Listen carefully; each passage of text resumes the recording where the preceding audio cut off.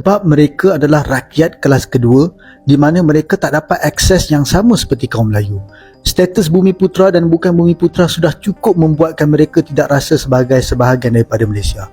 Dalam pendidikan ada kuota, nak beli rumah harga lebih mahal, beasiswa pun bukan semua mereka boleh dapat dan macam-macam lagi kelebihan yang mereka tak ada macam kaum Melayu. Kaum Cina dan India yang masuk Islam pun masih tidak diletak setaraf kaum Melayu. Sama jugalah macam kaum Cina dan India di Kelantan, yang meskipun diasimilasi dengan kaum Melayu, mereka tetap tak dapat hak sama macam orang Melayu. Korang tak boleh bagi alasan, tak apalah, walaupun mereka tak ada semua kelebihan macam orang Melayu ni, tapi mereka tetap kaya raya. Mereka kaya raya itu semua datang daripada hasil usaha mereka sendiri. Mereka kena buat lebih dari kaum Melayu sendiri untuk hidup tau.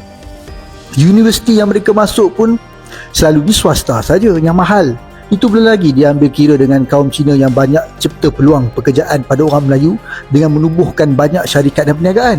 Meskipun mereka Netizen Malaysia dibuat cemburu saat melihat bagaimana warga keturunan Tionghoa dan India di Indonesia begitu mencintai tanah airnya. Mereka bertanya-tanya, kenapa warga Cina Indonesia atau Cindo dan India di Indonesia bisa senasionalis itu? Sedangkan di Malaysia, etnis Cina dan India justru tampak kurang menunjukkan semangat kebangsaan. Beberapa netizen pun mulai membandingkan. Ternyata jawabannya menyakitkan tapi realistis.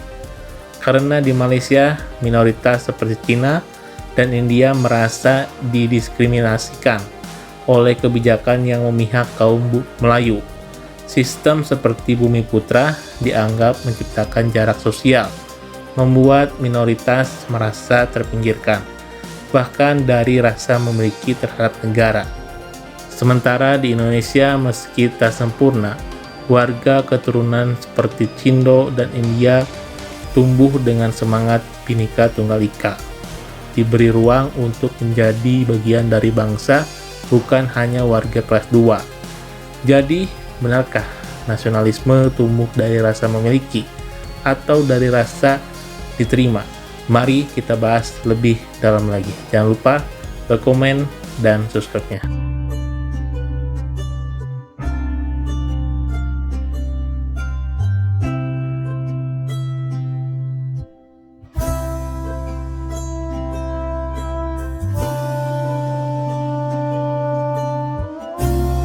Belakangan ini, jagat maya Malaysia diramaikan dengan perbincangan hangat, bukan soal politik atau selebriti, melainkan soal nasionalisme. Banyak netizen Malaysia merasa heran, banyak cemburu melihat bagaimana warga keturunan Tionghoa dan India di Indonesia justru tampak begitu cinta tanah air, aktif merayakan hari kemerdekaan, fasih berbahasa Indonesia, dan bangga mengaku sebagai bagian dari bangsa.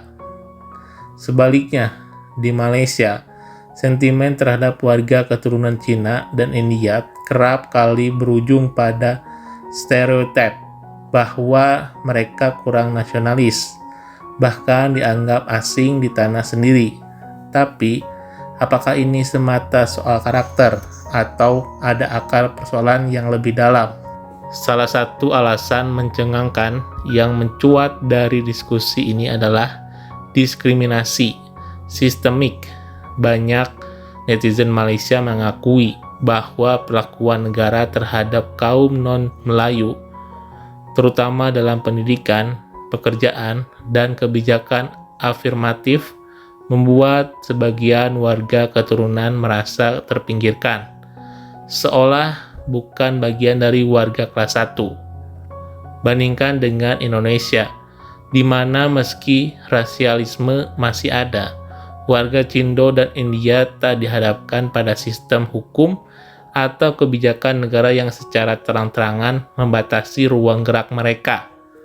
Mereka tumbuh, hidup, dan berjuang bersama dalam satu identitas Indonesia. Apakah ini berarti Malaysia harus berkaca atau sebaliknya? Ada pelajaran berharga